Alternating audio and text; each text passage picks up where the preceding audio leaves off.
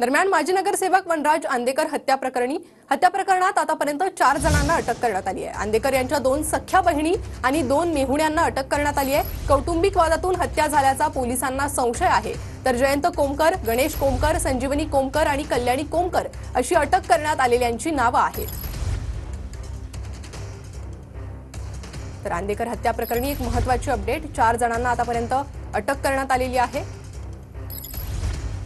हत्या प्रकरणात आतापर्यंत 4 जणांना अटक करण्यात आली असून कौटुंबिक वादातून ही हत्या झाल्याचा संशय आहे। आंदेकर यांच्या 2 सख्या बहिणी आणि 2 मेहुण्यांना या प्रकरणी अटक करण्यात आलेली आहे।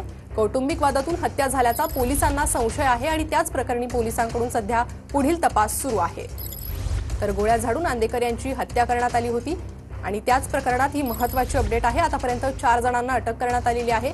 यात आंदेकर यांच्या 2 सख्या बहिणी आणि 2 मेहुण्यांचा समावेश आहे। तर कौटुंबिक वाद होता आणि त्याच वादातून हत्या झाल्याचा संशय आहे। चौक या ठिकाणी वनराज आंदेकर आणि त्यांचे चुलत भाऊ उभे होता।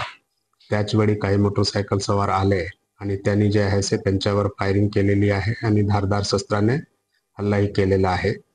या हल्ल्यानंतर जे आहे ते त्यांना तात्काळ KM हॉस्पिटलला शिफ्ट करण्यात आलं होतं, परंतु त्याच ठिकाणी ते ब्रॉड डेड असा म्हणजे हॉस्पिटल पोहोचण्याच्या पूर्वीच त्यांची मृत्यू झाली होती। आतापर्यंत जे आहे त्यांची 2 सख्खी बहीण आणि 2 सखा मेहुणा यांना जे आहे ते आरोपी करण्यात आलेले आणि त्यांना अटकही करण्यात आलेला आहे।